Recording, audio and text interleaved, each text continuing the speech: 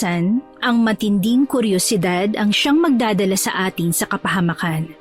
Kaya may mga pagkakataong mas mainam na manahimik na lang at huwag nang maging tsismosa. Ito ang ugat ng lahat ng naging problema ng lalaking si Terence. Dahil sa kanyang kuryosidad ay magbabago ang kanyang tahimik na buhay. Nakilala niya ang babaeng si Marikit na siyang magiging kasama niya na harapin ang mga pagsubok. Pero ano nga kaya ang magagawa ni Terence para makatulong sa paglutas ng pambaryong problema? Papaano niya haharapin ang mga nilalang na siyang nagbabanta sa kanilang kaligtasan? Magawa kaya niyang matulungan ang babaeng si Marikit o baka kasama ng ibang mga nasawi, mabubulok na lang din siya sa ilalim ng lupa? Ang mga kasagutan ay ating sundan sa pagsisimula ng ating pinakabagong kwento ngayong araw na to. Dito lang yan sa Pamela Clamil Channel.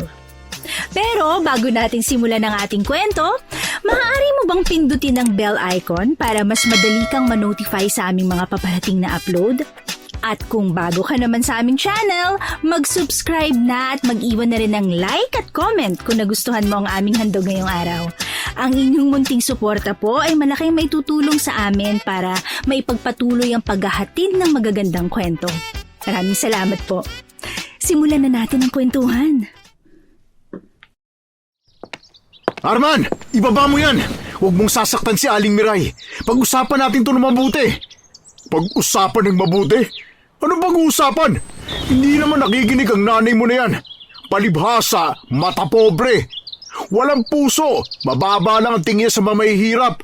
Kaya anong pag-uusapan ha? Papatayin ko tong matandang to at kasalanan to ni Doña Pina. Kung ano man ang kailangan mo, ibibigay ko ngayon.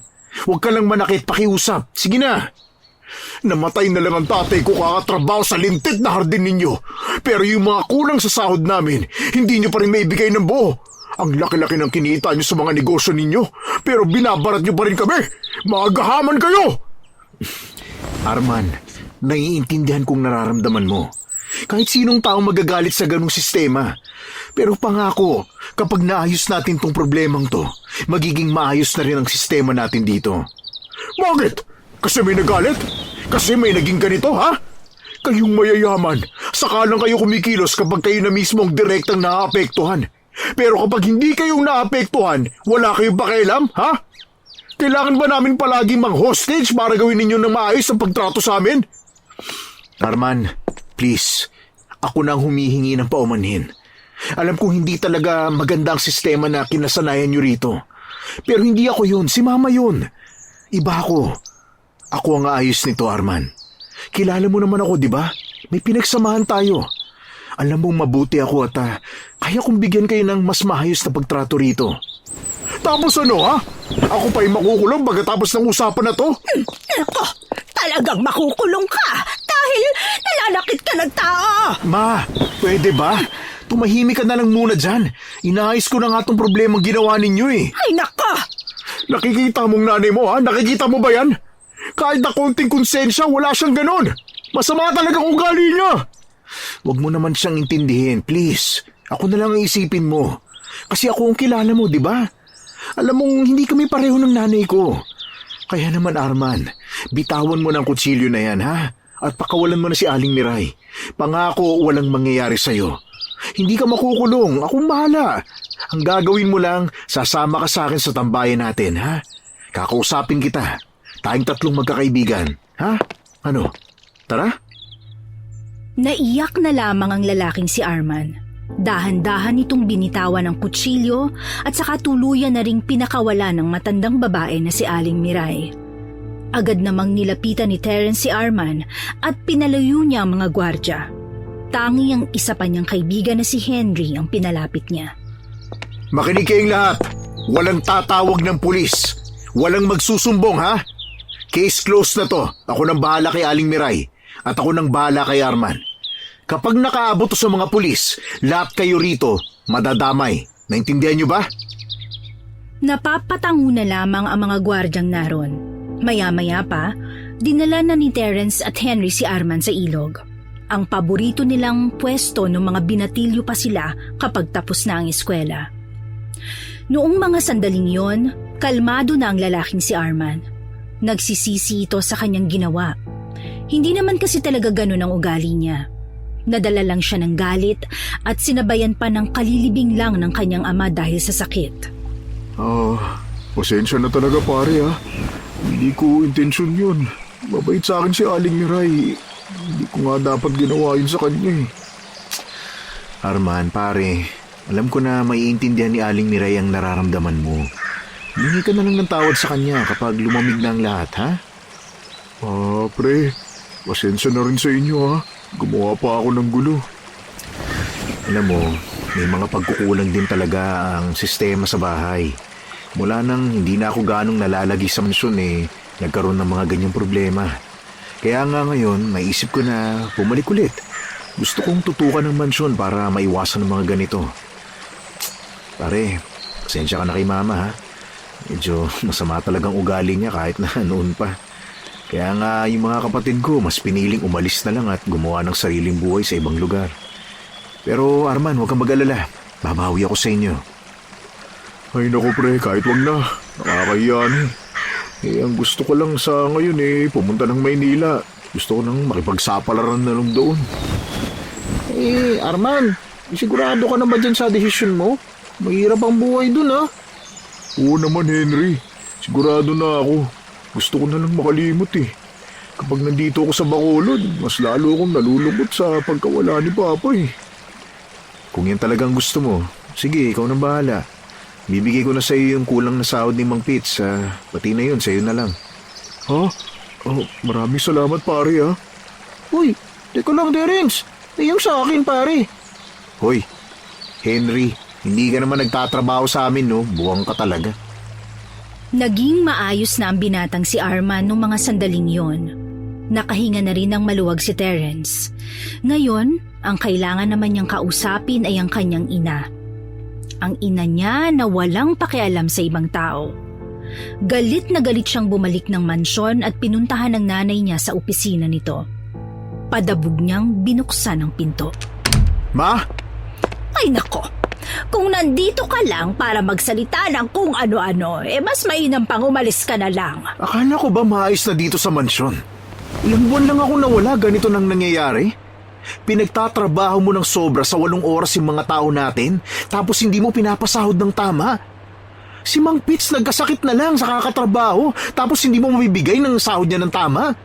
Ma, ano mang ginagawa mo? Ay ano bang karapatan mo magsalita sa akin ng ganyan? Anak lang kita. Ma, hindi issue rito kung ina kita at anak mo ko. Ang problema dito, yung ugali mo.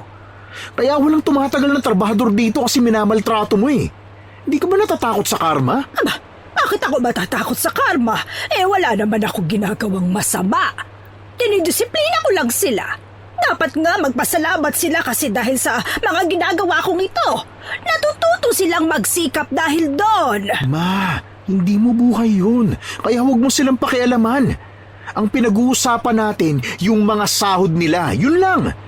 Ayusin mo ang pasahod sa kanila para walang maging problema. Gusto mong maayos ang sahod nila? Aba, di ikaw ang gumawa. O sige, ako nang magmamanage dito sa mansyon. At ikaw, ituon mo na lang ang atensyon mo sa pagpapayaman. Hay, huwag mo akong pagsalita ng ganyan, ha? Wala pa rin pala talaga kayong pagbabago, ma. Kaya nga naisip ko na tama lang talagang na maalam na rin si Papa. Kasi kung nandito siya, baka hindi rin niya kayanin yung ugali mo. Umakapon na ka sa akin. Bakit? Perpekto ka bang tao? Masama rin ang ugali mo nung nabubuhay pang tatay mo. Kaya nga po nagbago na ako nung nawala na siya. Kasi doon ko napagtanto na hindi tama yung ganung ugali. Ikaw, kailan ka magbabago, ma? Ano, kapag patay na ako?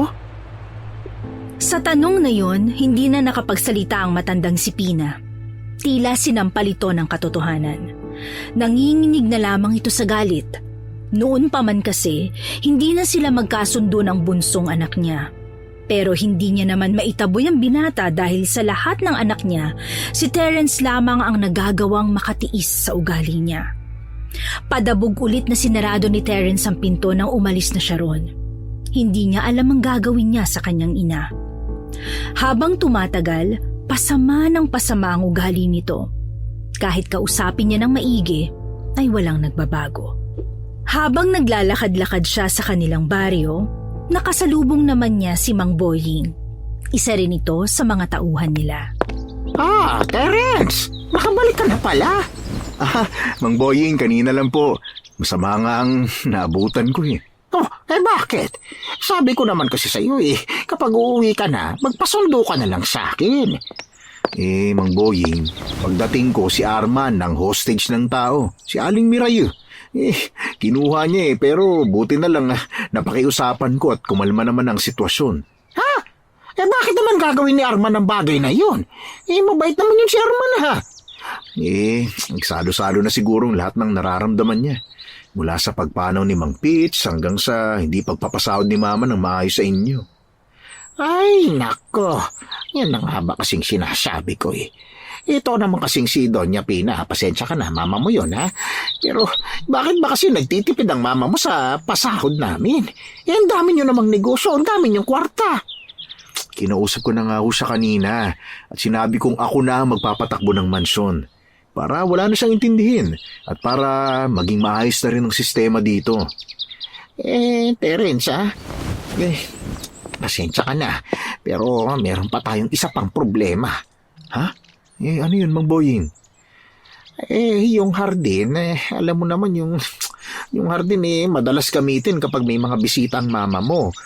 Pero mula nang mamatay si Mang Pitch, wala nang nag-aasikaso noon. Kailangan na natin maghanap ng kapalit niya. Ganun ba? O sige, ako nang bahalang maghanap niyan. Napabuntong hininga na lamang si Terence. Hindi niya inakala na ang daming problemang aabutan niya sa mansyon.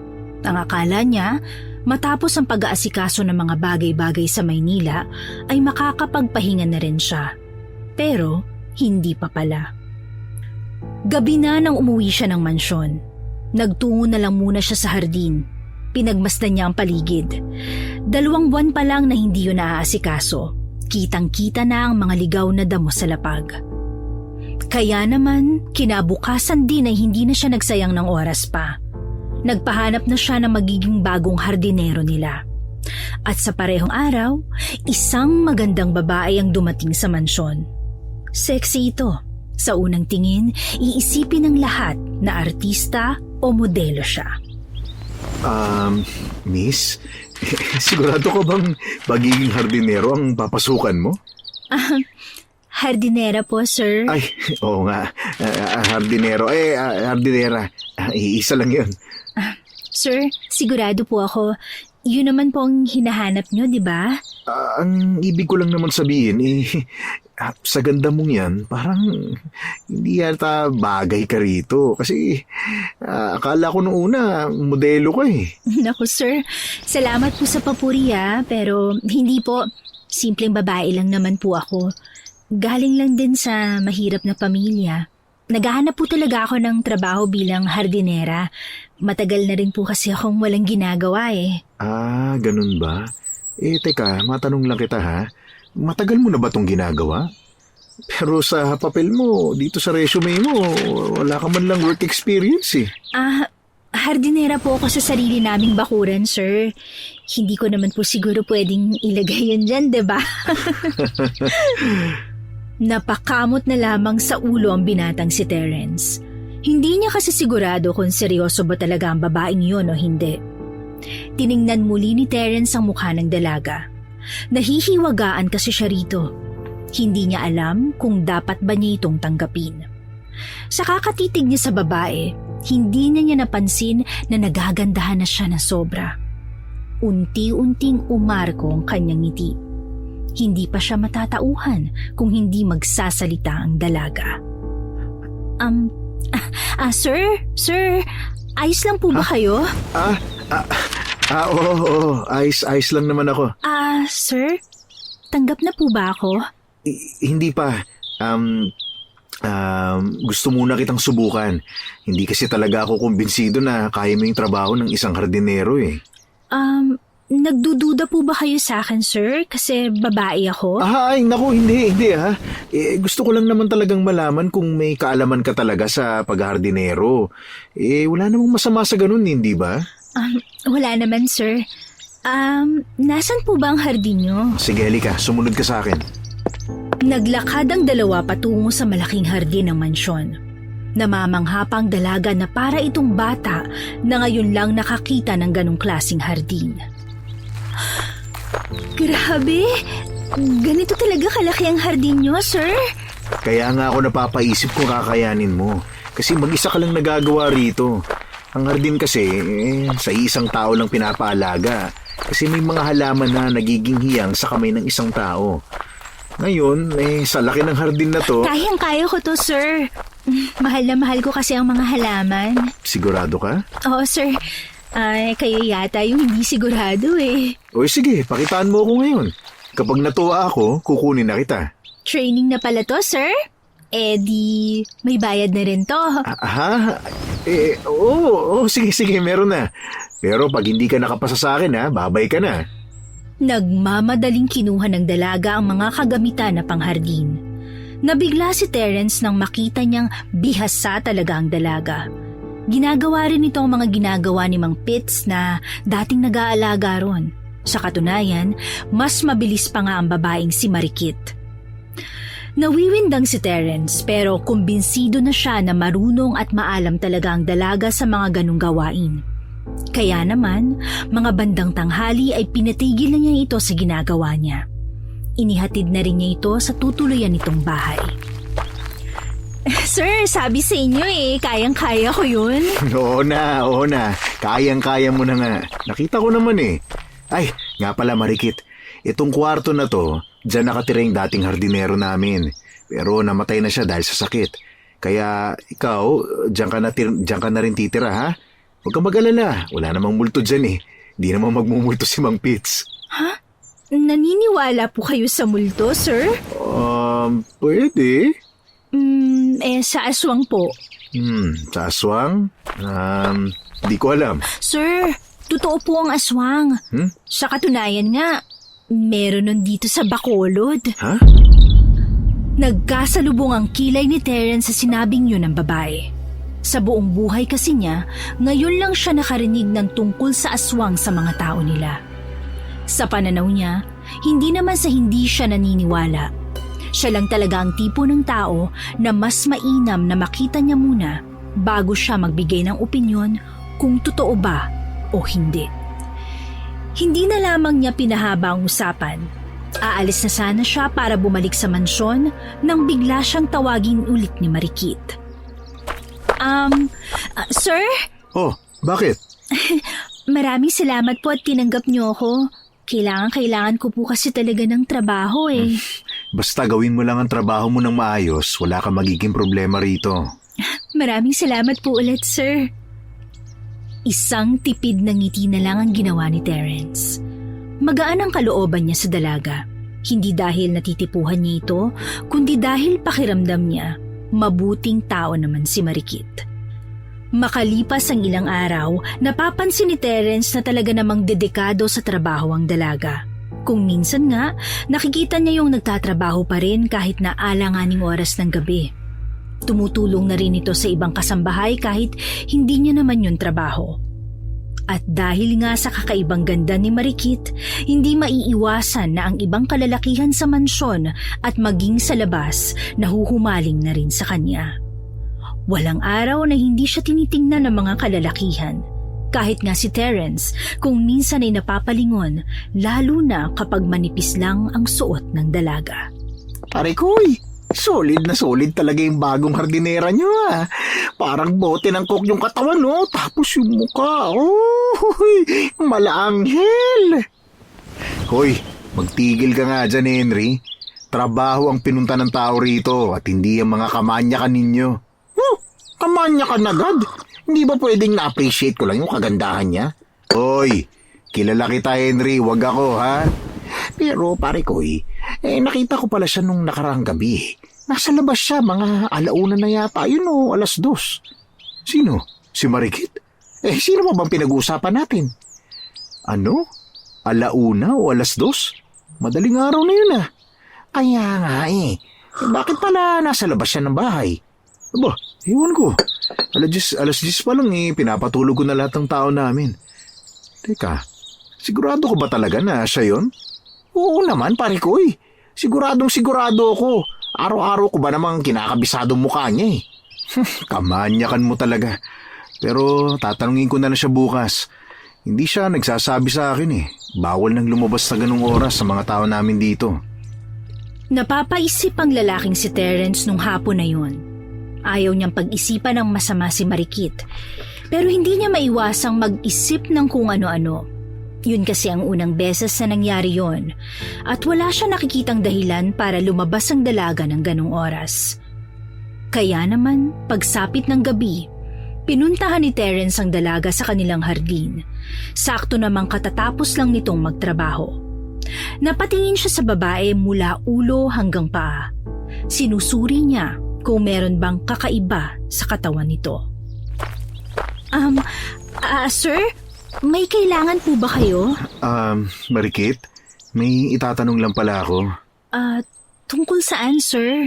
Nitong nakaraan ba, ay lumabas ka ng mga bandang 1:00 o 2:00? Opo, sir.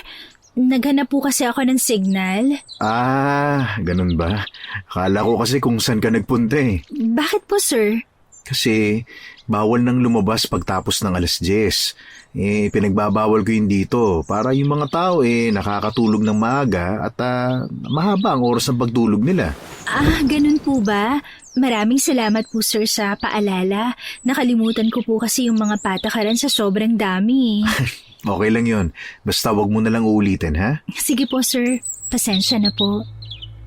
Ngumiti na naman sa kanya ang dalaga. Napaiwas na lamang ng tingin si Terence dahil nahihiya siya sa kagandahan nito. Kinabukasan, naghanda na si Terence para sa kanilang lalakarin sa isang baryo. Kailangan kasi nilang kumuha ng mga bagong halaman na ililipat sa kanilang hardin. Siyempre, kailangan kasama si Marikit dahil marami itong kaalaman sa mga halaman. Mga dakong 10:00 pa lang ng umaga, umalis na sila ng mansyon. Hindi naman kalayuan ang lugar na kanilang pinuntahan. Sa katunayan, pwedeng-pwedeng lakarin pero minabuti ni Terence na gumamit ng sasakyan. Kasama rin kasi nila ang iba pang tao sa mansyon. Sir, napakaaliwalas naman po sa lugar na to. Alam mo, nung bata pa ako, madalas akong magpunta rito kasama yung mga kapatid ko. Palagi kami naglalaro dito. Ngayon nga dumami na rin yung mga tao Kung sa bagay, magandang pagtakbuhan yung mga ganitong kalawak na lugar, ano? Sinabi mo pa. Pagpasok nila sa loob ng baryo, may napansin silang kakaiba sa isang kanto. May mga nagkakagulong tao. Nagtataka naman si Terence doon. Maya-maya, narinig na lamang niyang nagsalita si Mang Boying. Ay, galing na ako kanina, sir. Sabi nung narinig ko kanina, meron daw diyang isang lalaki na nagwawala kagabi. Tapos nung bumalik, balisang-balisa na. Sa tingin ko, yan yung pinagkakaguluhan nila ngayon. Ano ba daw nangyayari, Mang Boying? Hindi ko nga alam kung maniniwala kayo sa sasabihin ko, sir. Pero ang narinig ko pa raw, inatake raw ng aswang.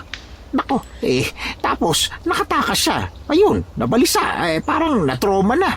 Ano? Inatake siya ng aswang? Sabi ko naman sa inyo, sir, totoo po ang mga aswang. Ay, nako Marikit, naniniwala ka rin ba sa aswang? Opo, nakakita na ako ng ganyan nung bata pa ako. Aba, talaga? Opo. Hindi ang aswang na yan ang pinunta natin dito, ha? Nandito tayo para maghanap ng mga halaman na pwedeng mailipat sa hardin natin. Sir, pasensya na po kayo, Sige na, kilos na. Magpaalam muna sa mga tao bago kumuha ng halaman, ha? At huwag kalimutang ibigay ang karampatang bayad. Walang ano-ano ay agad na rin silang umalis. Sa kalagitnaan ng kanilang ginagawa, bigla namang bumuhos ng malakas ang ulan. Wala silang nagawa kundi ang makisilong. Sumakto pa na nakisilong sila sa bahay kung naroon ang lalaking balisa. Naririnig pa nila sa loob na umiiyak at walang tigil sa pagsabi ng aswang ang lalaki. Naiirita na si Terence. Nadagdagan pa kasing inis niya dahil hindi pa nila natatapos ang kanilang ginagawa. Sir, ayos lang naman kung hindi ka naniniwala, pero hindi ibig sabihin na hindi ka naniniwala, hindi na totoo. Kung maniniwala ako, ano bang magbabago? proteksyon, sir. At saka pag-iingat. Yun ang magbabago. Ay nako, Marikit. Maniniwala lang ako kapag nakita ko na mismo. Sige po, sir. Kayo po ang bahala. Dahil malakas na ang ulan, hindi na muna nila tinuloy ang pagkuha ng mga halaman. Umuwi na lamang sila ng mansyon. Aminin man ni Terence o hindi, unti-unti na siyang nagiging interesado sa mga aswang. Nagtataka na rin siya dahil sa mga nakalipas na araw, palagi na niyang naririnig yon hindi lamang sa kanilang mansyon, maging sa buong lugar na rin nila. Kinabukasan, bandang hapon, tumigil na ang ulan. Muli, nagpasama si Terence sa dalaga para maghanap ulit ng mga halaman. Kailangan na kasing palitan ng ibang sirang halaman dahil sa mga susunod na buwan, gagamitin na ang hardin para sa mga magiging bisita ni Doña Pina. Sir, sigurado ba kayong ayos lang kayo ngayon? Pwede naman pong bukas na lang. Basa po kasi ang lupa at madulas. Tapos paggabi na rin eh. Mas maganda ngayon na. Ayoko nang nagsasayang ng oras. Napatango na lamang ang babaeng si Marikit. Pero sa mga sandaling yun, hindi na sila sa mismong baryo naghanap ng magandang halaman. Dumiretso sila hanggang dulo na kung saan puro kagubatan na lang ang makikita. Napatigil sa paglalakad si Marikit at nagtaka naman si Terence. Oh, bakit? Anong problema? Wala sir. Oh, edi simulan na natin habang hindi pa kumakagat ang dilim. Pumasok sila sa kagubatan. Masuring tiningnan ni Terence ang bawat makikitang halaman. Sa kakatingin niya, hindi na niya napansin na unti-unti na palang sumasapit ang dilim. At hindi na rin nila namamalayan na nasa pinakapusod na sila ng gubat. Pero walang pakialam si Terence. Nakatuon lang ang atensyon niya sa ginagawa niya, lalo na't ngayon ay nakakita na rin siya ng mas magandang halaman. Pero maya-maya lang, meron silang narinig na parang malakas na kaluskos sa hindi kalayuan. Nagkatinginan sila ni Marikit. Ang dalaga naman, kalmado at parang hindi man lang kinabahan. Habang si Terence, pilit tinatago ang nararamdamang kaba na bigla na lamang umusbong sa kanyang sistema. Ano yun? Sir, hindi ko po alam eh. Pero kung gusto niyong malaman kung ano, pwede naman po nating puntahan. Ha? Hindi. Wag na. Magsasayang lang tayo ng oras. Sige po, sir. Hindi pa man sila nakakalayo, muli na naman nilang narinig ang malakas na kaluskos. Sa pagkakataong yun, nagsimula na rin silang mabahala. Sino yan? Sir, hindi sumasagot eh. Bakit? Alam mo ba kung sino yon? Oo, sir. Alam ko po. Ano yan? Sabihin mo na nga kung ano yung nasa likod ng halamanan na yan. Aswang po, sir. Aswang? Teka, sigurado ka ba? Halika, tingnan po natin, sir. Teka. Anong gagawin mo, oy? Tingnan po natin para maniwala kayo. Wag na, no? Sir, bakit wag? Kala ko ba hindi ka naniniwala sa aswang? Hindi na nakapagsalita pa si Terence noong mga sandaling yon. Bigla na lamang kasing may lumabas na nilalang sa harapan ng halamanan. Pagtutok ni Terence ng ilaw doon, nakita niya ang isang lalaking kakaibang itsura. Nakakatakot ang nilalabas nitong tunog. Mahahaba rin ang kuko na parang kuko ng isang mabangis na hayop. Uy, teka, ano yan? Anong klaseng nilalang yan? Aswang nga, sir. Sinabi ko naman sa inyo eh. Teka, anong gagawin natin ngayon? Teka, gamitin natin tong hawak na itak, sir. Gamitin natin to. Seryoso ka ba? Kaya ba natin yan? Sir, basta, hindi ko alam. Baka kaya. Umangil ang aswang na yon na para bang handa na sila nitong kainin. Mga ilang sandali pa, lumundag na ito sa kanila. Mabuti na lamang ay nakadistansya agad silang dalawa. Lumingon ang aswang kay Terence. Tila naramdaman nito na si Terence ang walang alam sa pakikipaglaban sa aswang. Muntika na siyang matamaan. Nang makalapit sa kanya si Marikit ay nakalayo din siya agad sa aswang. Sir, gamitin mo yung itak na hawak mo. Oh, paano ko gagamitin to? Tingnan mo nga yan. Tingnan mo kung gaano kabangis yung isang yan, oh. Gusto mo, sir, ako na lang ang kumalaban, ha? Kaya mo? Sir, hindi ko alam pero susubukan ko po. Teka, bakit mo parang kalmado ka lang ha? Parang hindi ka man lang kinakabahan ha? Kasi sir, mas lalo po tayong hindi makakatakas dito kung kakabahan at iiyak po tayo, di ba? Muling sumugod sa kanila ang aswang. Sa isang hagupit lamang ni Marikit ay tinamaan na niya yon sa bandang leeg. Kinagulat yun ng aswang, kaya naman dali-dali itong umalis. Hahabulin pa sana ni Marikit pero hinawakan na siya ni Terence sa braso. Hoy, wag na! Tumakas na tayo! Sige po, sige sir. Dali-dali na nilang nilisan ang lugar na yon. Pagdating nila sa gilid ng kalsada, napasandal na lamang si Terence sa kanyang sasakyan. Hindi pa rin siya makapaniwalang nakakita siya ng tunay na aswang. Ang akala niya noon ay kwento-kwento lang yon. Ang akala niya noon, ginagawa lang talaga itong panakot sa mga tao para mas maagang matulog. Pero sigurado na siya sa mga oras na ito na ang mga nakita niya ay hindi guni-guni, hindi malikmata, kundi pawang katotohanan lamang. Sir? Ayos lang po ba kayo? Oo, ayos lang ako. Nabigla lang talaga ako kanina. Totoo po sila, sir. Hindi sila nawala sa probinsyang ito. Nagtatago lang sila at naghihintay ng tamang pagkakataon kung kailan nila magagawa ang mga plano nila. Mga plano? Anong mga plano nila? Ang palaganapin ng mga paniniwala ng mga aswang. Paniniwala ng mga aswang? Kagaya ng ano? Kagaya na lang ng ang mga tao ay mas mababa kesa aswang.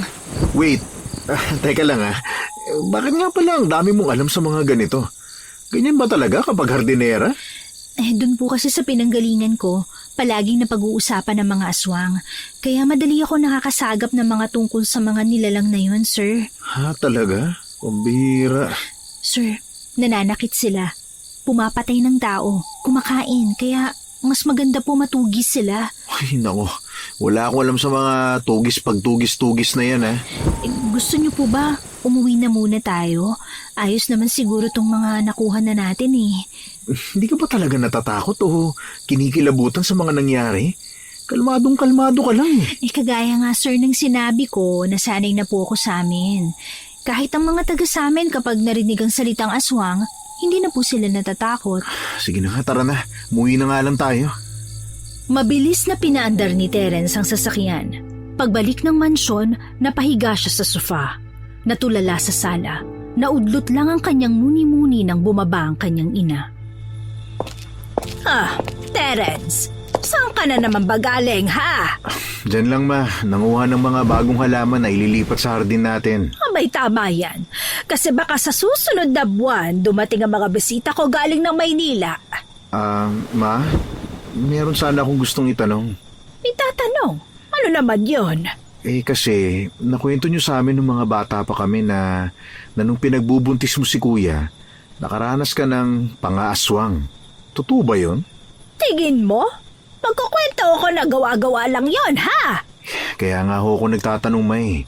Kasi ang tagal mo nang nakwento yun Totoo yun. Pero bakit mo ba biglang binuksan ang usapan na yan, ha?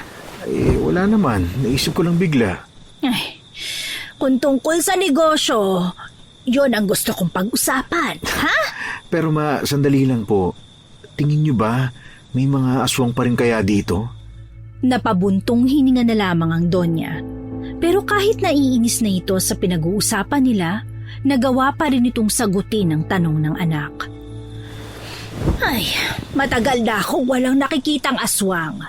Nagbinata ka na nga, nagkaroon na rin ng pamilya mga kapatid mo, kaya tingin ko wala na yung mga yan. Namatay na siguro sa sobrang gutom. Kung wala ka nang ibang sasabihin, wag mo na akong kausapin kung tungkol lang din sa aswang, ha?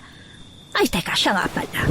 Meron akong nabiling lupa sa norte. Ang kaso, yung mga iligal na nakatira doon ayaw nilang umalis. Gawan mo ng paraan para mapalaya sa mga yon, ha? Hindi pwedeng hindi sila aalis dahil atin niyon. Tinuloy nyo talaga yan, Ma? At bakit hindi? May kaya kong bilhin Alam nyo naman na maraming nakatira doon. Doon na sila lumaki. Sana ginalang nyo man lang sila. Alam mo, hindi ka talaga pwedeng maging negosyante, Terence. Kasi malambot yung puso mo. Anong pakialam ko sa nararamdaman nila? Sila naman itong illegal na tumira doon kahit na alam naman nilang hindi yun sa kanila. Ang isang negosyante na matalino, praktikal at hindi pinapagana ang emosyon. Kaya pala nakakalimutan nyo na rin magpakatao? Ganun ba yun, ha, ma? Hindi rin naman makatao ang ginawa nilang pag-angkin sa lupa na hindi naman sa kanila. Kaya anong pinagkaiba ng ginagawa ko sa ginagawa nila, ha? Ma, alam mo, ayoko na makipagtalo sa'yo. Pero, wag mo akong asahan dyan, ha? Sa pangalan mo, nakapangalan ng lupain na yon, Terence. Kaya wala kang magagawa kundi ikaw ang mag-asikaso nun. At saka, marami pa akong inaasikaso na iba. Wala ka namang ginagawa, kaya ikaw ang dapat gumalaw, ha? Napahilamos na lamang sa sariling mukha ang binata. Banas na naman siya sa kanyang ina. Sandali niyang nakalimutan ang mga nangyari nung gabing yon dahil sa stress. Nakatulog na siya ng maaga. Pero bandang 12:00 ng gabi, nagising siya sa hindi maipaliwanag na dahilan. Bumaba siya ng sala, nakapatay na ang ilaw. Napasilip siya sa labas, nakita niya si Marikit na dumaan sa hardin. Nagtaka naman siya kung bakit hanggang sa oras na yon ay gising pa rin ang babae. Kaya naman, sinundan niya ito. Nakita niyang papalabas si Marikit ng mansyon, dala-dala ang isang itak. Marikit, saan ka pupunta? Sir? Diba sinabihan na kitang huwag kang lalabas kapag tapos ng o kapag lumipas ng 10:00? Hindi mo ba naiintindihan yun, ha? Sir, pasensya na po. Pero kailangan ko po kasing patayin yung aswang. Ha? Teka, bakit? Nandito ba yung aswang? Wala naman, sir, pero dahil sa nangyari, hindi malabong magpunta siya rito. Ano namang magagawa mo dun, ha? Babae ka, napakalakas nun. Tila na insulto ang babaeng si Marikit dahil sa sinabi ng kanyang amo na si Terence. Tumingin ang babae sa kanya ng seryoso at tila nakaramdam naman ng konting kaba ang binata habang pinupukulan siya nito ng tingin. Sir, porket babae hindi na malakas? Ako po kaya ang kumalaban sa aswang at hindi ikaw? Hindi. Hindi naman yun ang ibig ko sabihin. Ang sinasabi ko lang naman, delikado kung lalakad ka ng mag-isa. Sir, samahan niyo po ako. Ha? Samahan niyo ako, sir. Para hindi na po ako mag-isa. Delikado nga. Nakakaintindi ka ba? Mas delikado nga, sir, kung mag-isa lang ako. Hindi. Hindi ka lalabas. Dito ka lang. Naintindihan mo ba ako? Naiintindihan kita, sir. Pero kung hindi ko po mapapatay ang aswang, baka po dito na siya pumunta sa susunod. Ay, kulit mo talaga, Marikit. Kung magagalit po kayo sa akin, maiintindihan ko po. Pero pasensya na po kayo. Hindi niyo po ako mapipigilan sa gusto kong gawin. Lumabas ng mansyon ang babae at dumaan pa ito sa pader. Walang nagawa si Terence kundi ang sundan na lamang ito. Nag-alala kasi siya na baka mapahamak ito at maging kasalanan niya pa. Sa kakasunod niya, nakapasok na sila sa gubat. Kinakabahan si Terence. Sa tuwing maaalala niya ang mukha ng aswang, hindi niya mapigilang hindi pagpawisan ng malamig. Marikit!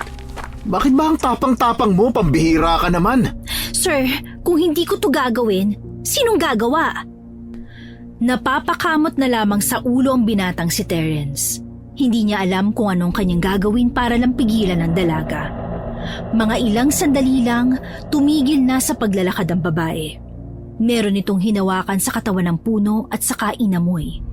Nagtataka naman si Terence kung para saan yun. Magtago tayo. Ha? Ay, bakit naman tayo magtatago? Sir, nandiyan na yung aswang. Gusto mo bang malapa, ha? Nang marinig yun ni Terence, ay agad siyang nataranta. Pumunta na siya agad sa gilid, habang si Marikit naman, hawak-hawak ang itak ng mahigpit. Nang makita nila ang aswang na dumaan sa harapan nila, biglang lumabas sa pinagtataguan si Marikit at agad na hinataw ng itak ang nilalang.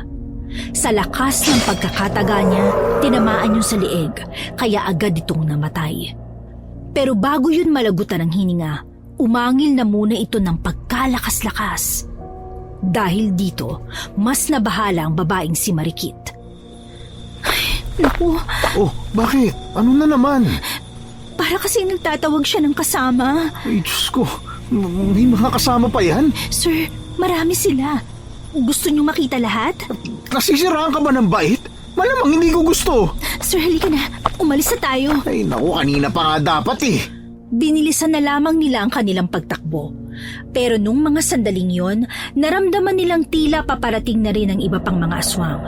Ang lalaking si Terence, mas lalong napahigpit ang pagkakahawak sa damit ng dalaga. Kulang na lang ay mawasak ang suot-suot ni Marikit. Dito na muna tayo, sir. Teka, bakit dito pa tayo titigil? Baka makasalubong natin yung iba. Ha? Nung mga sandaling yon, windang na windang si Terence dahil hindi siya makapaniwala na nalalagay ang buhay niya sa ganong panganib. Tahimik lang silang nakatago. Maya-maya lang, nakita na nilang dumaan ang hindi lang isang aswang, kundi 8. Rinig na rinig nila ang malakas na angin ng mga yon na siyang nagdudulot ng kaba sa kanyang kalooban. Bumuntong hininga na lamang ang binata. Nang masiguro nilang nakalagpas na ang mga nilalang, maingat silang lumabas sa kanilang pinagtataguan. Napapalunok na lamang ng laway si Terence nang dahil sa kaba. Nakahinga siya ng maluwag nang makaalis na rin sila sa kagubatan. Nakabalik sila sa mansyon. Hingal na hingal si Terence dahil sa pagod at kaba. Ikaw nga, Marigit. Umamin ka nga sa akin. Ano ka ba talaga? Bakit parang hindi ka takot mamatay? Sir naman, simpleng tao lang naman po ako. Hindi. Huwag mo sabihing simpleng tao ka lang. May kakaiba talaga sa'yo eh. Hindi pwedeng simple ka lang, no? Ngayon ako nakakita ng babae na sobrang tapang. Pati sa aswang, pati mga aswang lalabanan. Sir, galing nga po kasi ako sa lugar na maraming aswang. Kaya sanay na po ako. Kahit na anong paliwanag ng babaeng si Marikit ay hindi magawang maniwala ni Terence. Malakas ang paniniwala ng binata na hindi lamang ito basta babae. Makalipas ang ilang araw, inobserbahan lamang ni Terence ang dalaga, pero tila bigla itong naging kalmado at mahinhin. Nakatuon lang si Marikit sa trabaho nito bilang hardinera, na para bang hindi ito nakipaglaban sa aswang nitong mga nakaraan. Kaya naman, hindi na napigilan ni Terence na ikwento ang bagay na yon sa kanyang kaibigang si Henry. Si Henry naman, hindi rin makapaniwala, pero hindi sinasantabi ng binata na maaaring may kinalaman talaga si Marikit sa pakikipaglaban sa mga aswang. Alam mo, pare Koy, para makasiguro ka talaga kung ano siya, kailangan mong gumawa ng matinding paraan. Ano? Matinding paraan? Ano namang nasa isip mo ha, Henry? Ay, sige, pre, ganitong gawin mo ha. Pumunta ka ng mag-isa sa kagubatan. Tapos, hanapin mo yung aswang. Tapos kapag nalagay sa pangarib ang buhay mo, baka doon niya ipakita yung kung ano talaga siya, di ba? Sira ulo ka pala talaga eh. Paano kapag hindi siya dumating, di ako naman ang namatay? Ay, nako, masyado ka namang negatibo eh. Darating yan. Alam mo pre, parang type ka nun eh. Kaya imposibleng hindi yun dumating, no? Mararamdaman niya yun. Parang lukso ng dugo ba? Tumigil ka nga dyan, pre. Nalagay mo pa sa alanganin ng buhay ko, buisit ka. Tutulungan naman kita eh. Ako yung magsusumbong kay Marikit. Oh, ano? Ha? Ano? Hoy, ayokong isugal ang buhay ko para lang sa kanya, no? Hindi ba? Hindi ka makatulog na maayos, kakaisip mo kung ano ba talaga siya? Ito ng pagkakataon mo para mabigyan na ng kasagutan yung mga tanong mo. Sandaling nanahimik si Terence. Nung mga sandaling yon ay pinag-isipan niya rin talaga ang sinabi sa kanya ni Henry. Pagsapit ng 7:00 ng gabi, tila mas lalo siyang naudyukan nang makita niya si Marikit na walang kahirap-hirap na binuhat ang isang drum na may lamang tubig. Kaya naman, kinausap niya ulit ang kanyang kaibigan. Hinatid siya nito sa bungad ng kagubatan.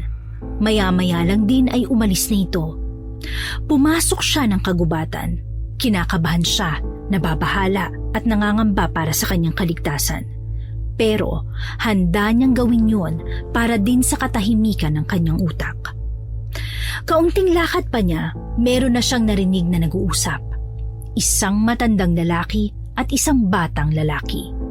Pinakinggan niya ang usapang yun dahil na rin sa kanyang kuryosidad. Sinabi ko naman sa'yo na pwede ka namang kumain sa atin. Kahit anong tao ibibigay ko sa'yo. Hindi mo kailangan magtiis sa baka na yan, apo. Lolo, sawa na po ako sa karne ng tao. Gusto ko naman ulit tumikim po nito eh. Ay nako, yan ba talaga ang gusto mo? Opo, Lolo. Pagbigyan niyo na po ako. Uuwi po ako agad kapag naubos ko na po itong baka na ito. Ang laking baka niyan, mauubos mo kaya yan? Susubukan ko po, Lolo. Ang sarap po kasi. O siya, sige. Pasusunurin ko na lang ang iba nating kauri dito.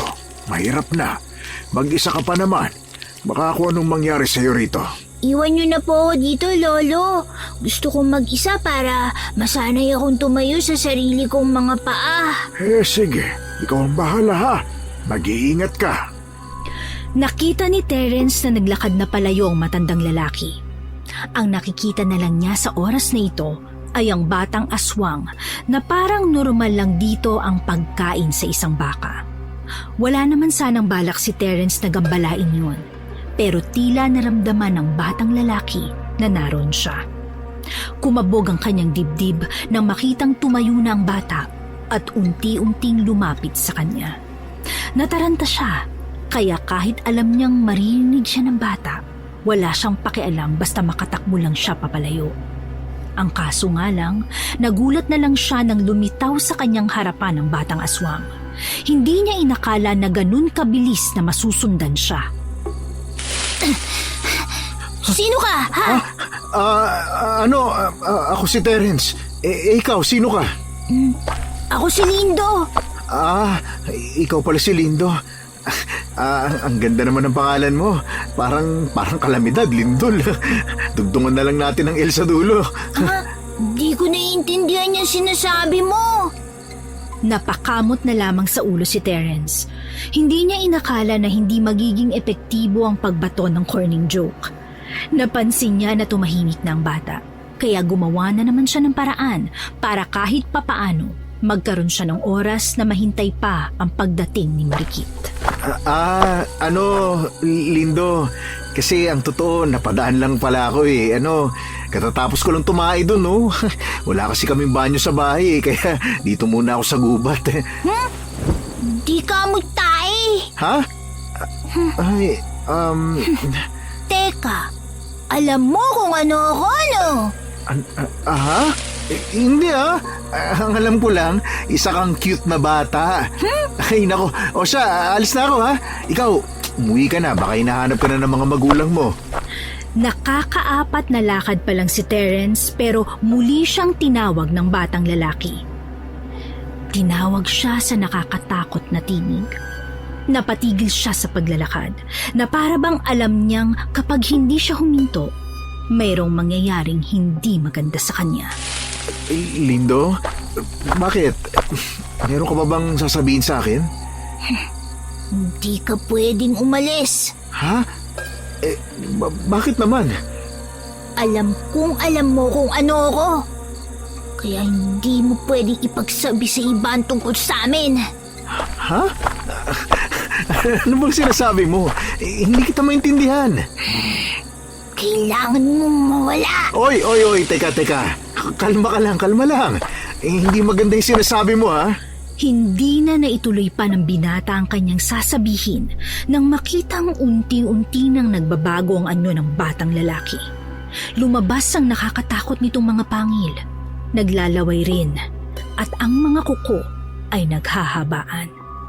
Sa puntong ito, alam ni Terence na hindi natatalab kung anuman ang mga pinagsasasabi niya. Kaya ang una niyang ginawa, kinuha niya sa tagiliran ng daladala niyang itak.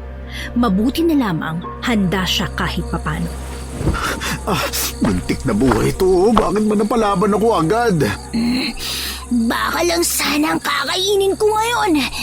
Pero tao na talaga ang lumalapit sa akin. Hoy, alam mo boy, hindi talaga ako pumapatol sa bata ha. Pero kung magpupumilit ka, wala akong magagawa kundi patulan ka. Wala ka talagang magagawa dahil hindi mo ako mapapaslang kasi tao ka lang.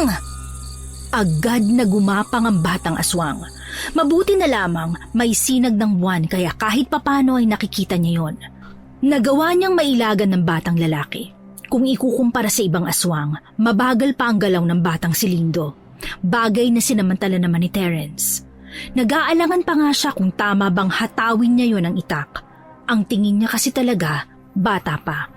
Pero sa kabila ng kanyang utak, sinasabi nitong kailangan niyang ipagtanggol ang kanyang sarili. Kasi kung hindi, maaaring siya naman ang mapahamak. Kaya sa sunod na atake ng batang aswang, sinubukan niyang tamaan yun. At dahil nga maliit lang ang katawan ng batang lalaki, ang dapis lang sana ay malaki na para sa maliit na braso ni Lindo. Sa halip na maawa si Terence, nadoble pa ang kanyang kaba nang umangil ito sa kanya ng malakas. Ang angil nito ay para bang angil ng isang mabangis na leon na hindi pa nakakainom ng maraming araw. Ikaw naman kasi. Sinabi ko naman sa'yo hindi ako pumapatol sa bata. Pagbabayaran mong ginawa mo sa akin! Kasalanan mo yan. Ang kulit-kulit mo kasi. Muling umatake ang batang lalaki. At sa pagkakataong nito, tila nadagdagan na ang bilis nito. Pero nagagawa pa ring ilaga ni Terence. Sa kakailag niya, hindi na niya namalayan na malapit na pala sila sa kalsada. Natatanaw na niya ang kalye. Nang akmang tatakbo na sana siya palabas ng gubat, napatid naman siya sa nakausling sanga ng puno.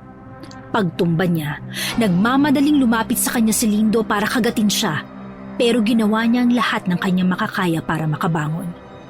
Bago pa man makalapit sa kanya si Lindo ay hinagupit na niya ang hawak na itak. Tinamaan ang batang aswang sa mismong dibdib. Napatigil si Lindo. Tila nahihirapan ng makatindig. Nakatingin lamang ito sa kanya at ang mata ay nanlilisik. Hindi ko kasalanan yan ha. Huwag mo akong sisihin. Kasalanan mo yan. Alis na kasi sana ako pero ang kulit-kulit mo talaga. Isang dilubyong darating sa buhay mo dahil sa ginawa mo sa akin. Ha? Kasalanan mo nga yan eh. Bakit parang kasalanan ko pa? Bahala ka nga sa buhay mo. Pilit kinukumbinsi ni Terence sa kanyang sarili na hindi siya kinakabahan. Pero ang totoo, nababahala na rin siya. Parang nagsisisi na siya na tinaghan niya ang batang aswang. Dahil alam niya na sa mga susunod na araw, maaaring magbago na ang buhay niya kapag nalaman ng mga aswang ang ginawa niya kay Lindo. Hindi nagtagal, unti-unting nanghina ang batang aswang, hanggang sa tuluyan na nga itong tumumba at madapa. Makailang ulit pang ginalaw-galaw ni Terence ang bata, pero hindi na talaga yun tumutugon. Maya-maya pa, naramdaman na lang niya na meron ng mga paparating. Dali-dali siyang tumakbo, pero nakita siya ng mga aswang kaya hinabol siya ng mga yun. Visit, ang malas talaga. Kainis. Bakit ang tagal naman ni Marikit? Sinasadya ba niyang hindi ako puntaan para hindi mabuko yung lihim niya? Parang tangang nagsasalita si Terence habang tinatakasan niya ang mga nilalang na nakabuntot sa kanya. Hindi nagtagal, nakarating na rin siya sa kalye. At dahil wala naman siyang sasakyan na nag-aabang doon, tinakbo na naman niya ang daan. Ay, Diyos ko! Iligtas niyo ako! Ang dami nila! Ay, pambihirang buhay ito. Dapat hindi nila ako nakinig kay Henry. Pahamak talaga! Hindi nagtagal, naabutan na siya ng mga aswang. Napalibutan na siya nito. Hindi na niya mabilang kung ilang yun. Ang tanging alam niya lang, hindi na siya makakatakas pa. Pero buti na lang, meron na namang himalang nangyari. Dumating nga ang dalaga at sa pagkakataong ito, kakaiba ang suot nito. Hindi ito mukhang hardinera. Tila mukha na itong babaeng mandirigma. Mga aswang! Ako ang kalabanin niyo! Marikit! Dumating ka! Sinabi sa akin ni Henry na pumunta kayo na mag-isa dito, sir. Ay, Diyos ko, maraming salamat. Akala ko mamamatay na ako. Huwag ka muna magpakampante, sir. Kailangan pa natin silang kalabanin. Ay, hindi ba pwedeng ikaw na lang? Bagod na ako eh. Sir, kailangan mo kong samahan. Para kapag dumating ang panahon na wala na ako, kaya mo na silang labanan kahit na mag-isa ka lang. Ano? Buong akala ni Terence ay tutunganga na lang siya sa gilid at manonood sa babae. Pero kinailangan pa rin niyang makisama. Kaya nang gumalaw na ang mga aswang, wala siyang nagawa kundi sabayan si Marikit. Magkatalikuran sila habang kinakalaban ng mga aswang. At habang nasa kalagitnaan sila ng pakikipaglaban, hindi niya maiwasang hindi mamangha sa dalaga. Kitang-kita niya kung paano ito gumalaw. Malayong malayo sa mahinhin at malambot na marikit na nakilala niya. Makalipas lang ang halos 5 minuto, bagsak na ang mga aswang. Ilan sa mga yon ay napaslang nila. Pero may ilan din namang buhay pa. At tatapusin na sana ni Marikit ang mga yon. Pero naramdaman nitong may iba pang aswang na paparating. Hinawakan ni Marikit si Terence. Tumakbo sila bago pa sila madumog ng mga maraming aswang. Tumigil lamang sila nang makarating na sila sa isang terminal na may mga tao na rin. Uy, teka. Bakit ba tayo tumatakbo? Parang kaya mo namang talunin yung mga paparating eh. Kung ako lang mag-isa, sir, hindi ako tatakbo. Kaso kasama ko kayo eh. Kung tatagal tayo sa laban na nandun ka, magiging pabigat ka lang sa akin. Uy, grabe ka naman sa pabigat. Hoy, boss mo ako ha. Paalala ko lang yan. Pagdating sa pakikipaglaban para sa buhay, hindi na nagiging mahalaga ang antas mo sa lipunan na to, sir. Ang pinakamahalaga ay kung kaya mong iligtas ang sarili mo. Natahimik bigla si Terence. Napagtanto niya na tama si Marikit. Sadyang hindi niya lang talaga alam kung kakayanin din niya makipagsabayan pa sa mga aswang.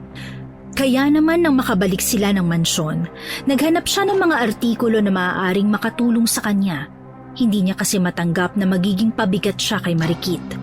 Tila ba tapak sa kanyang pagkalalaking sinabi ng dalaga. Kinabukasan, nagkaroon siya ng pagkakataon na makausap si Marikit sa hardin. Agad niya itong nilapitan habang wala pang ibang taong naroroon. Marikit? Sir, bakit po? May ipapatabas po ba ulit kayo? Hindi. Wala naman. Ano kasi, tungkol kagabi, gusto ko sanang malaman, ano ka ba talaga? Siguro naman sasabihin mo na kasi nakita ko na.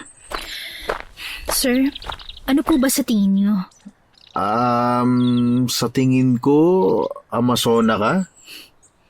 Manunugis ako ng aswang, sir. At ang pagiging manunugis na ito ay minana ko pa sa mga ninuno ko. Ano? Manunugis? Opo, manunugis. Trabaho namin ang pagpaslang sa mga aswang.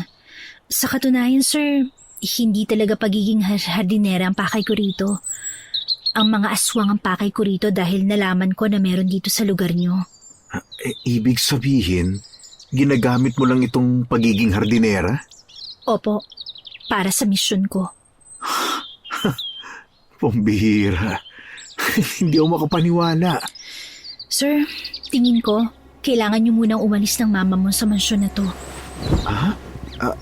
Teka, dahil ba yun sa nagawa ko dun sa batang aswang? Yung napatay mong aswang, sir, apo siya ni Fernando, ang pinuno ng mga aswang. Ha? Kaya hindi malabong bumalik siya para ipaghiganti ang apo niya. Ang masaklap pa doon, malaki ang tsansa na alam nila kung sinong pumaslang sa batang yun. Pambihira naman, no? Ginawa ko lang naman yung dapat para protektahan yung sarili ko, ha? Alam ko, sir. Pero hindi naglalaro ang utak ng mga aswang sa makataong paraan. Kapag meron kang ginawang hindi maganda sa kanila, kahit yun ang tama, ang tingin nila doon sobrang makasalanan. Kaya mas mainam na umalis na muna kayo rito sa lalong madaling panahon. Teka. Hindi eh. Hindi kami pwedeng umalis dito, Marikit. Ang dami naming negosyo Sir, may iwan at saka... Mamili ka. Negosyo o buhay? Hindi nakapagsalita ang binatang si Terence. Parehong mahalaga sa kanya ang dalawa. At kung siya lang naman talaga ang masusunod, aalis siya sa lugar na yon.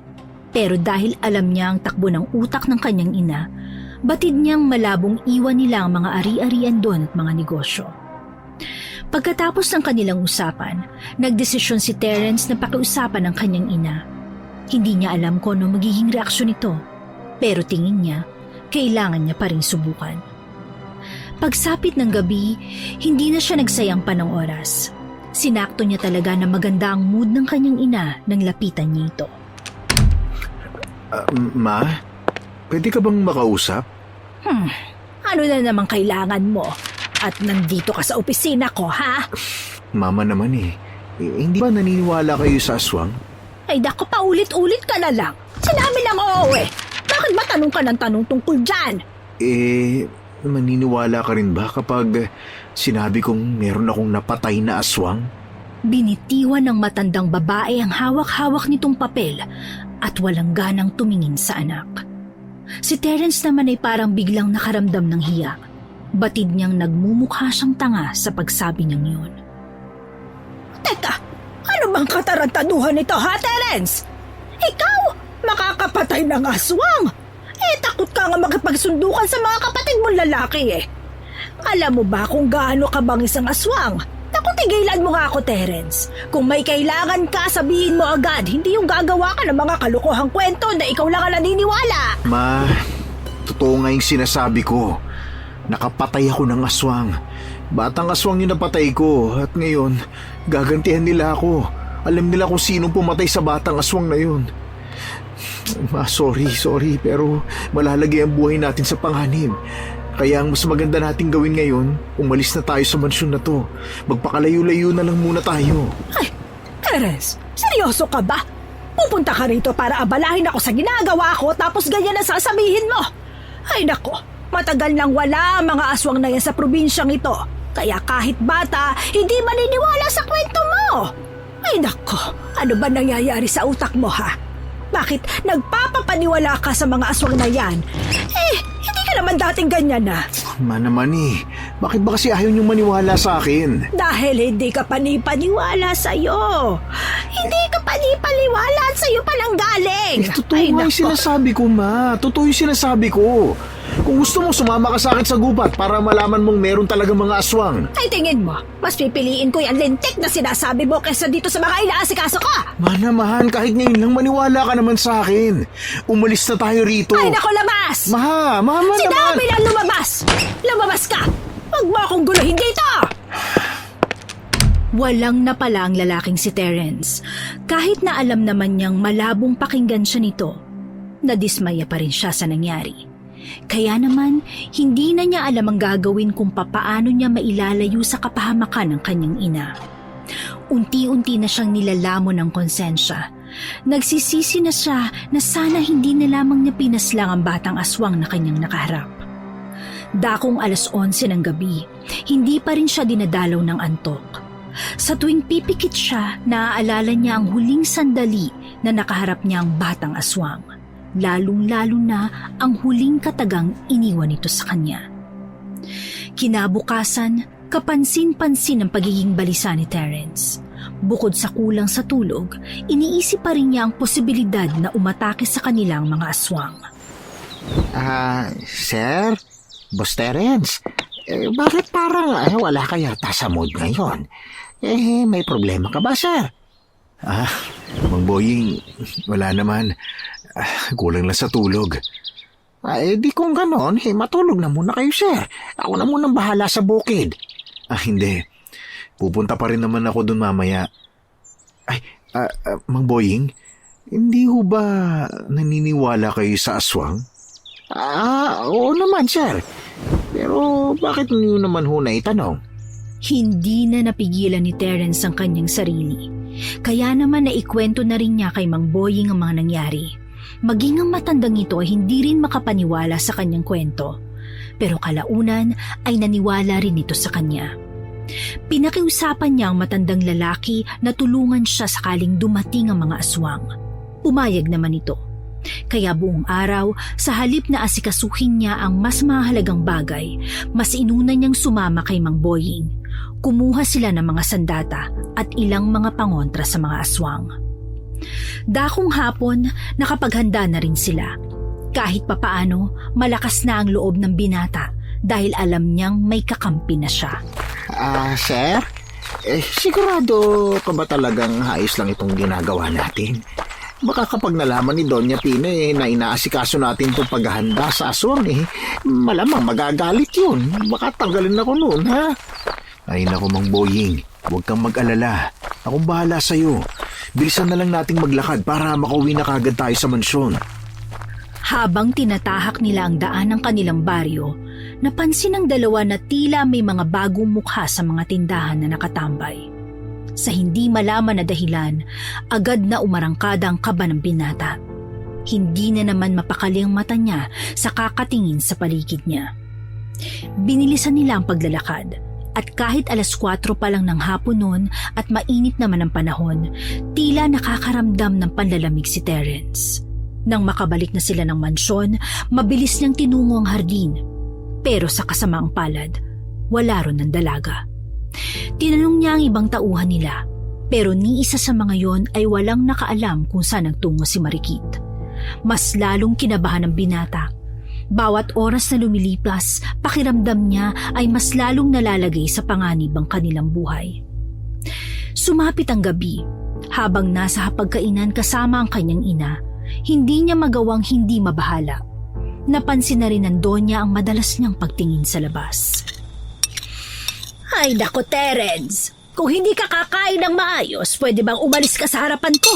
Nawawalan ako ng gana sa kakaligon mo eh. Ma, hinahanap ko lang naman yung hardinera natin. Di ko kasi nakita sa hardin at saka sa kwarto niya. Ikaw nga. Teka ha, umamin ka nga sa akin. May gusto ka ba sa hardinera natin, ha? Ha? Ano ba sinasabi mo dyan, Ma? Meron kasi nakapagsabi sa akin na palagi kayong magkasama. Malamang mas maraming nalalaman si Marikit tungkol sa alaman kaysa sa akin. Kung sino man yung nagsasabi sa inyo, si Raulo yun. Binibigyan niya ng mali siya yung mga ginagawa namin. Kapag nalaman ko na pumatol ka sa babaeng yon, malalaman mo, ha? Malalaman mo talaga.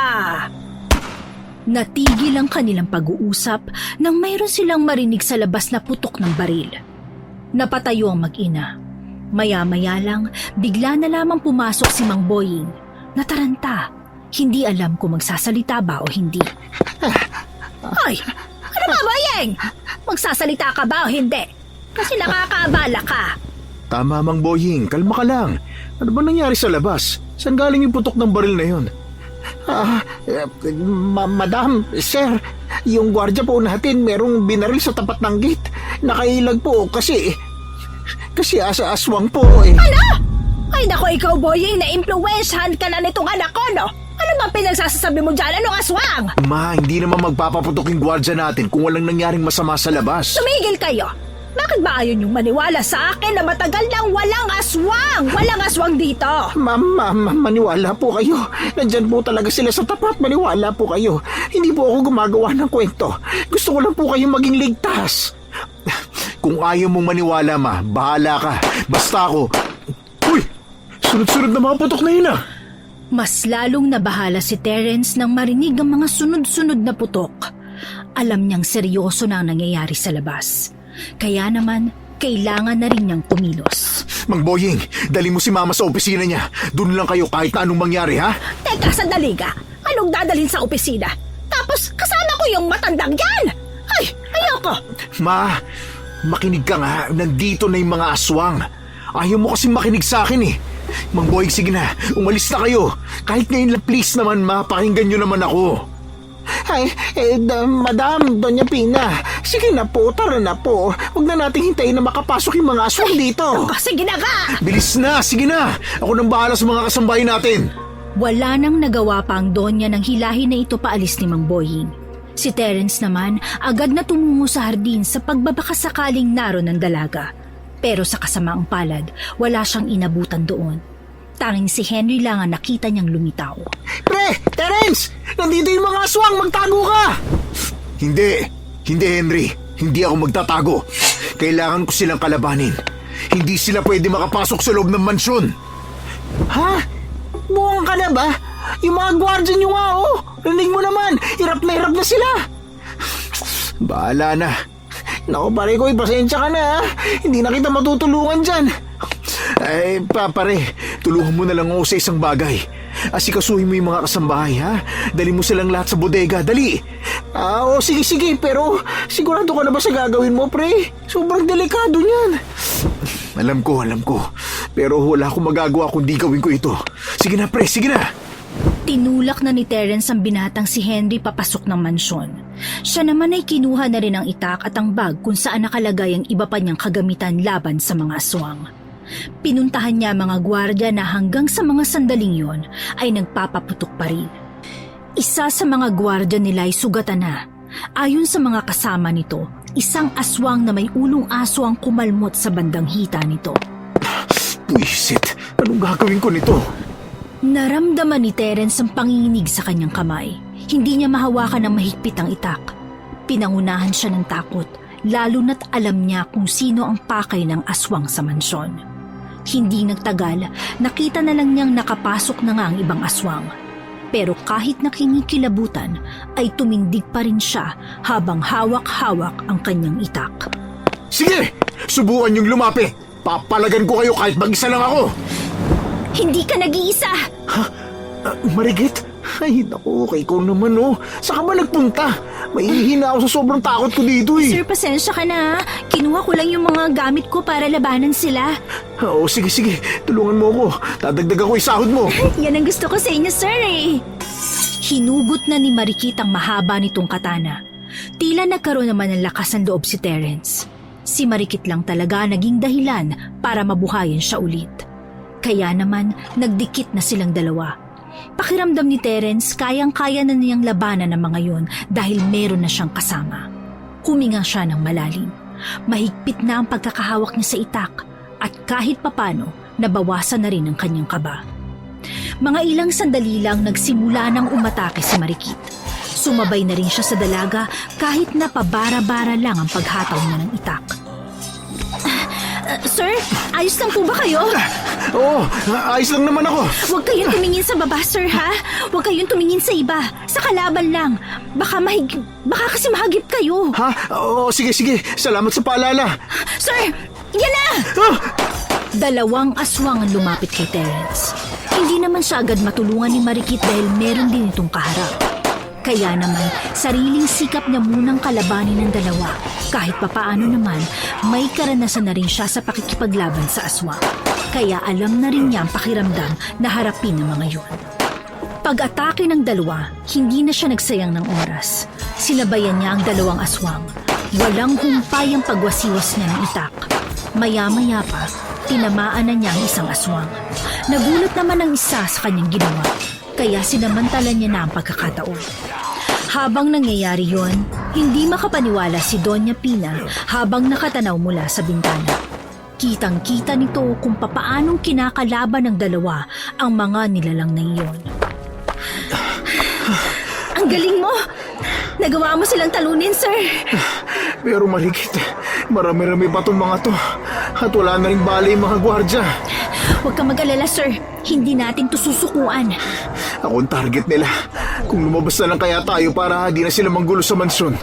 Mas delikado sa labas kasi hindi natin alam kung ilan silang nakaabang doon. Hayaan natin silang pumasok sa baluarte natin. Sumang-ayon na lamang si Terence sa dalaga. Maya-maya pa, nakita na nilang may mga dumating pang ibang aswang. Kaya naman, kinakabahan na naman si Terence. Napapagod na rin kasi siya.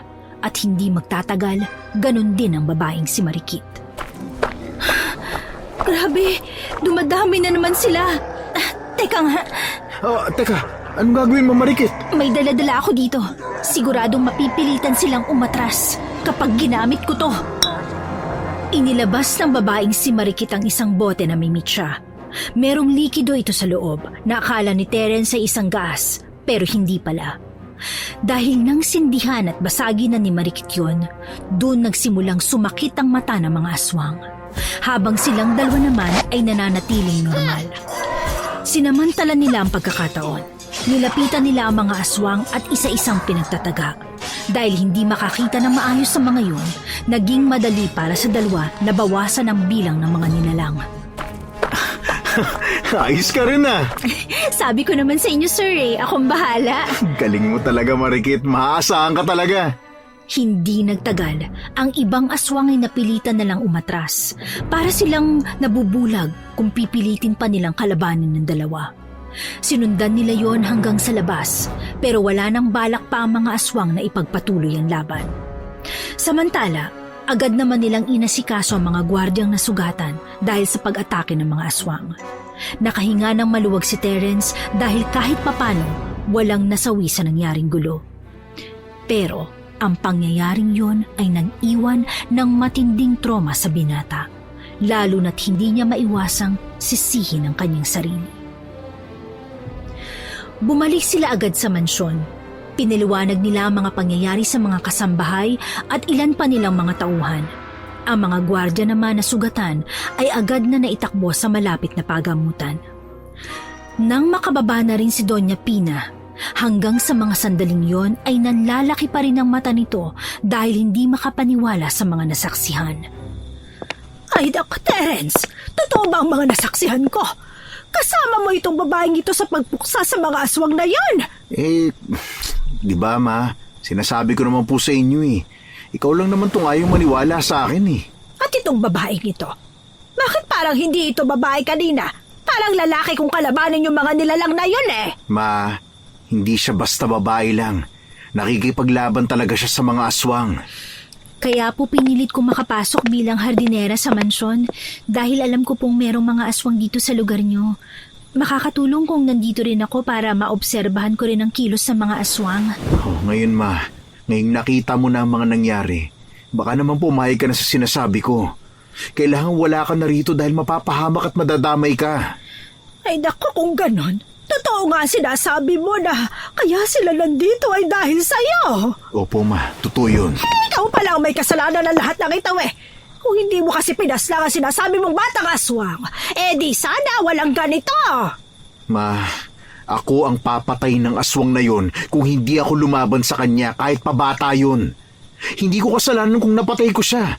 Kailangan ko lang ipagtanggol yung sarili ko. Yun lang yun, ma. Ano na ngayon na magyayari? Aalis ako? Abay, paano ang mga negosyo? Pagbalik ko rito, baka wala na akong datna na matinong negosyo dahil sa lintik na kagagawan mo. Ay, nako naman, ma, oh. Negosyo pa rin ba talaga nasa isip mo? Seryoso ka ba, ha? Hindi ako aalis dito. Wala akong tiwala na iwan sa ibang tao ang mga negosyo natin. Ma, magpapaiwan ako rito, okay? Ako nang bahala. Wala rin akong tiwala sa'yo. Wala kang tiwala sa akin. Sa lahat ng anak mo, ako na nga lang yung nanatili dyan sa tabi mo. Ganun ba talaga, ma, ha? Ganun? Puro na lang kayamanan na nasa utak mo? Baka nga wala kang pakialam sa kaligtasan ng mga tao rito sa mansyon eh. Grabe, ang lala mo, ma, kung ganun. Ngayon naiintindihan ko na yung mga kapatid ko kung bakit mas pinili na lang nilang lumayo kaysa sumama sa inyo. Kung ganyan na naman ang sasabihin mo, lumayas ka sa mansyon ko. Hindi ko kailangan ng anak na walang naitulong sa akin. Magdadala ka pa ng problema dito. Umalis ka dito bago kami madamay sa kasalanan ginawa mo! Hindi makapaniwala ang lalaking si Terence sa kanyang mga narinig. Hindi niya lubos maisip kung papaanong nagawa ng isang ina na isantabi ang kaligtasan ng anak nang dahil sa galit at pride nito. Kaya naman walang nagawa si Terence. Umalis lang siya sa bahay nila, dala ang isang pirasong bag. Nagtungo na muna siya sa bahay ni Mang Boying kasama si Marikit. Ay, sir, huwag mo na munang isipin yung mama mo.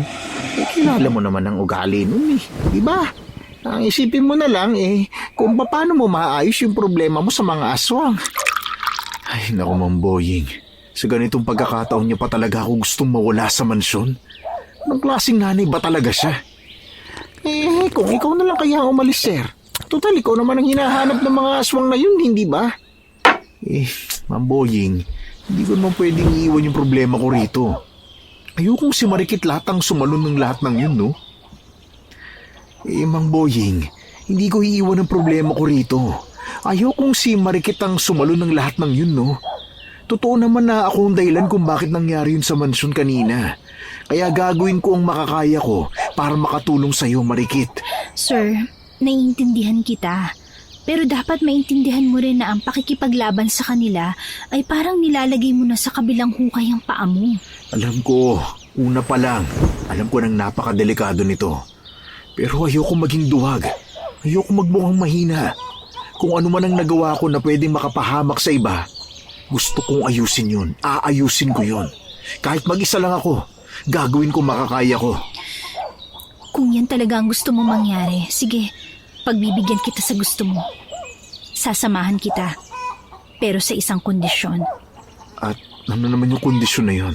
Makikinig ka sa lahat ng sasabihin ko. Oo, walang problema kung yan ang gusto mo. Ako, sir. Ano naman ako? Ano naman ang gagawin ko? Mang Boying, ang gawin nyo, Sabihan niyo ang mga tao rito sa baryo sa maaaring panganib na kaharapin nila. Kailangan maintindihan nila ang kalagayan ng lugar. Siya, sige. Yan ang gagawin ko. Gatuin ko yung sinasabi mo. Nanatili lamang ang binatang si Terence sa bahay ni Mang Boying. Dito na rin siya nagpahinga. Bandang 5:00 ng hapon, handang-handa na ang kanilang sarili. Umarangkada na naman ang kaba ni Terence. Pero nilalakasan na lamang niya ang kanyang loob. Ang mahalaga sa kanya, kasama niya ang babaeng si Marikit. Nang kumagat na ang dilim, kapansin-pansin na tila ramdam din ng mga tao ang panganib na bumabalot sa buong baryo, lalong-lalo na sa mansyon. Tahimik na kasi ang mga kabahayan kahit na hindi pa naman malalim ang gabi. Marikit! Sir Terence! Nakabalik na ako. Natapos ko nang sabihin yung mga kalugar natin. Marami naman sa kanilang nakinig. Pero may mga mangilan-ngilan na matitigas talagang ulo. Mang Boying, hindi na po kayo susunod sa amin ha. Delikado na po. Manatili na lang po kayo dito sa bahay niyo. Ha? Dalawa lang kayo. Kakayanin niyo ba lahat ng mga aswang na yun? Wala po kayong dapat na ikabahala. Nasabihan ko na po kahapon ng mga kasamahan ko. Ha? Marikit, may mga kasamahan ka pala? Oo, meron pa. Kailangan natin sila. Hindi natin kakayanin ng mga aswang kung tayong dalawa lang. Napapatango na lamang si Terence nung mga sandaling yun. Kahit na babahala siya sa mga pwedeng mangyari, pinagkatiwalaan na lamang niya ang babaeng si Marikit. Maya-maya lang ay sinimulan na nilang maglakad-lakad sa kanilang buong baryo para magmasid. Habang ginagawa niya yon, tumigil na sa paglalakad si Marikit at sandali muna silang nagtago. Teka, Marikit. Bakit? Nandito na ba sila? Oo, malakas ang kulo ng langis ng lana. Ibig sabihin, may malakas na aswang na nandito. Ibig sabihin, nandito na nga talaga ang pinuno nila. Tingin ko galit na galit siya sa akin. Kaya nga ikaw ang dapat na mas mag-ingat kasi siguradong ikaw ang uunahin niya. Napalunok na laman ng laway ang lalaking si Terence. Hindi niya alam kung anong kayang gawin ng pinuno ng mga aswang. Kaya naman, nagsimula na naman siyang magduda sa kanyang sarili. Napansin ito ni Marikit kaya sinampal siya nito sa kaliwang pisngi. Aray! Bakit mo ko sinampal, hoy? Boss mo pa rin ako, ha? Para magising ka. Wala ka na naman sa sarili eh. Sir, tandaan mo, kapag wala ka rito sa hulog, siguradong mauuna kang mamatay. Sandali silang nakiramdam. Ilang sandali lang, naramdaman nilang meron ng mabibigat na yabag sa harapan ng kanilang pinagtataguan. Hinawakan ni Terence ng mahigpit ang itak. Ilang sandali pa, isang aswang ang lumitaw sa kanilang gilid. Agad silang nakaiwas nang tangkain sila nitong atakihin. Hindi naman nagsaya ng oras si Marikit. Walang ano-ano ay inatake niya ang aswang at saka tinaga ng hawak nitong sandata. Nang bumagsak yon, nagmamadali nilang nilisan ang parting yon. Napabuntong hininga na lang si Terence. Kinabahan siya ng malala. Ang akala niya, madadali siya ng aswang na yun. Mukhang nandito na nga talaga sila sa baryo.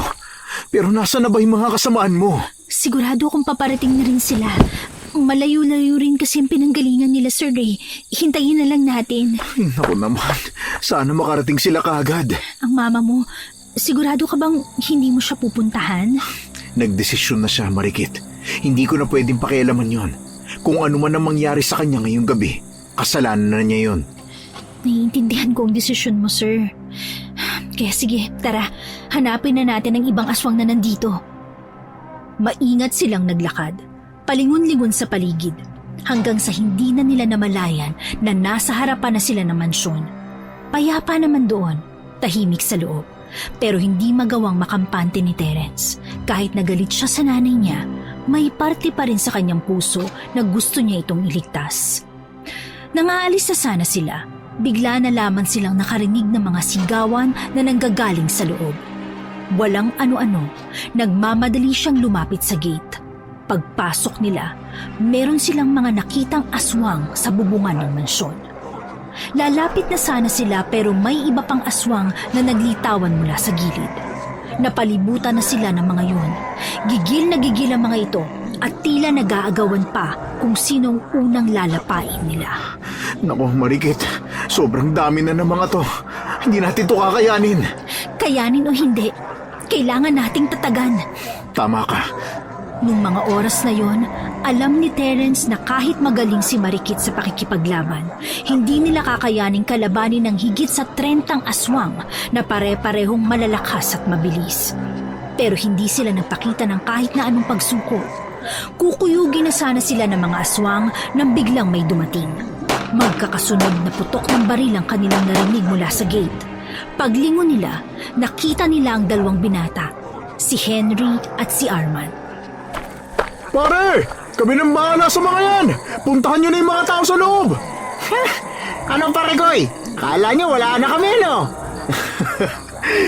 Saya kong makita kayo dalawa. Salamat mga pare! Nang magpulasa na ang mga aswang, pinasok na agad nilang dalawa ang mansyon. Nakita nilang naroon ang kanyang ina, takot na takot at halos hindi na makahinga. Mama! Ay, naku, ang dami nila, Terence. Ikaw kasi, kasalanan mo ito. Oo na ma, kasalanan ko na nga to. Pero makinig ka muna sa akin kung ayaw mong mawala, ha? Pumunta ka sa storage room. Nandun na yung mga kasambahay. Magsama-sama muna kayo doon, ha? Teka, isasama mo ako sa mga kasambahay, ha? Ma naman! Huwag ka na nga makulit. Bilisan mo na! Sige na nga. Hindi na hinintay pa ni Terence na mas lalong mag-inarte ang kanyang ina. Kinuha niya ito at dinala sa mga kasambahay. Maya-maya pa, napansin nilang wala na ang putukan sa labas. Pagpunta nila sa bakuran, inabutan nilang nakahandusay na si Henry at Arman doon. Sa harapan nila, nakatayo ang isang matandang lalaking aswang. Ikaw ang pumaslang sa aking apo. Oo, pero pinagtanggol ko lang naman ang sarili ko. Kung paslangin din kaya kita, tapos sabihin kong pinagtanggol ko lang din siya, ha? Ihanda mo ang sarili mo, Terence! Pagbabayaran mo ang pagpaslang mo sa apo ko. Hindi kita uurungan. Hindi ako natatakot sa'yo. Nagkamali ka ng bilangga mo, iho. Pagsisisihan mo ang ginawa mo. Walang sinayang na oras ang matandang aswang. Agad itong umatake. Sa bilis nitong gumapang, hindi na nakailag pa si Terence. Nagawa siya nitong kalmutin sa dibdib. Nang tagain naman ito ni Marikit, ay agad naman itong nakailag. Ayos ka lang ha? Ayos ka lang ba ha, sir? Malamang hindi. Pero huwag ka mag-alala. Hindi naman tumalalim. Papaslangin kita. Papaslangin ko kayong lahat na nandito! Sa muling pag-atake ng matandang aswang ay si Marikit naman ang tinamaan. Pero agad namang nakabawi ang dalaga. Gumanti ito ng atake kay Fernando. Sa kasamaang palad, hindi pa rin ito makatama. Mas lalo silang nabahala nang mapansin na nagkakagulo na sa buong baryo. Pero buti na lang, dumating na rin ang mga kasamahan nila. Nang ibalik naman nila ang tingin sa kanilang kalaban, umatake na naman ito. Pero nagawa na itong salagin ni Marikit gamit ang sandata. Mabilis naman bumangon si Terence at saka sinabuyan ng asin sa mukha ang matandang aswang. Ngayon na! Oh! Sabay na umatake ang dalawa. Tinaga nila ito. Si Terence sa hita, si Marikit naman sa bandang dibdib. Matagumpay nilang tinamaan ang matandang aswang.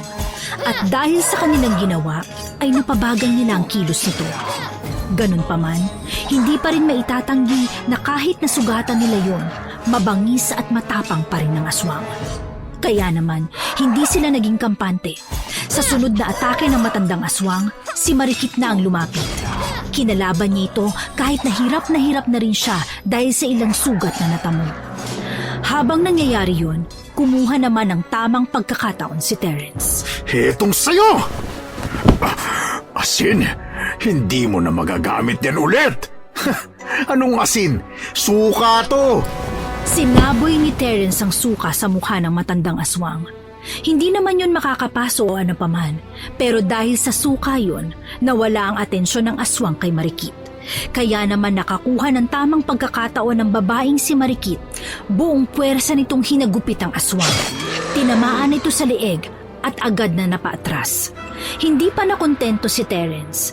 Kinuha niya ang nalaglag niyang itak at agad na hinataw ulit ang kanyang kalaban. Sa mga sandaling yon, unti-unti nang nanghina ang aswang na si Fernando. Pero nanlilisik pa rin ang mata nito na para bang hanggang sa huling hininga ay sinusumpa sila nito. Hindi nagtagal, binawian ng buhay ang aswang na yon. Kasabay nito ay ang pagkalagas ng iba pang aswang sa baryo. Sa wakas, wala na rin ang mga lintik na yon. Nagawa natin, Sir Terence! Wala nang mga aswang! Natalo na yung mga aswang, pre! Matapos ang labanan na yon, agad na pinuntahan ni Terence ang kanyang ina na si Doña Pina. Nakahinga ng maluwag ang binatang si Terence nang mapagtanto na nasa ligtas na kalagayan na ang kanyang ina. Kahit na masama ang kalooban niya rito, para sa kanya ay nanay niya pa rin ito. Ilang araw ang nakalipas, nagpaalam na rin sa kanya ang babaeng si Marikit. Tapos na kasi ang misyon nito sa kanilang lugar. Sir Terence, kailangan ko nang makabalik sa amin eh. Maraming salamat po, sir, ha? Hindi. Kami nga ang dapat na magpasalamat sa'yo. Kasi kung hindi dahil sa'yo, baka wala nang buong baryong to. Ginawa ko lang naman po kung anong dapat eh. Teka, kailan ka ba ulit dadalaw? Para naman makapag-celebrate naman tayo. Hindi ko po alam eh. Siguro, bibiglain ko na lang po kayo. Ganun ba? Sige. Basta kapag gusto mong pumunta rito, palagi kang welcome dito, ha? Paano? Gusto mo bang ihatid na kita sa pupuntahan mo? Hindi na, sir. Bundukan lalakbayin ko pa uwi eh. Kaya ko nang mag-isa. O paano, sir? Hanggang sa muli, Tinapik na lamang ni Marikit sa balikat ang binatang si Terence at saka naglakad na rin palayo. Napapailing na lamang si Terence dahil hindi niya inakala na magiging ganon ang buhay niya. Hindi niya kailanman naisip na isa siya sa lalaban sa mga aswang. Samantala, sa mga sumunod na buwan, naging mabuti na rin ang samahan nila ng kanyang ina. Nabawasan na ang pagiging matapobre ng Donya. Kahit papano, marunong na rin itong makitungo sa ibang tao. Mula noon, muling naibalik sa dating payapa ang kanilang lugar. At kahit na maraming taon pa ang magdaan, hindi na mawawala sa kasaysayan na minsan may mga aswang na hinarap ng mga tao para ipaglaban ang katahimikan. At ang katahimikan na yon ay ang kapayapaan na kanilang tinatamasa ngayon. Sa inyong lahat na tinapos ang kwentong ito, maraming salamat po. Sana meron kayong nakuhang aral sa aming kwento. At hanggang dito na lamang po, maraming salamat at magandang buhay sa ating lahat. Hanggang sa susunod po na kwento!